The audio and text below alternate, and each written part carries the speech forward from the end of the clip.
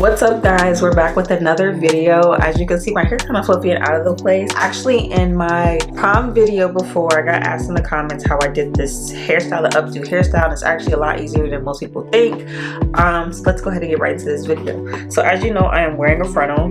You can sew this piece down in the back, but I don't do it just because first of all, my head be itching, I be flipping my wig up and I be trying to itch it underneath there. And then I'm just one of the people that like to change my hair often. So we're just gonna, we're gonna go ahead and act like the back's not this is gonna be seen. But what I like to do is I just part right here in no specific way, just as much hair as I want to take out, and same thing on this side.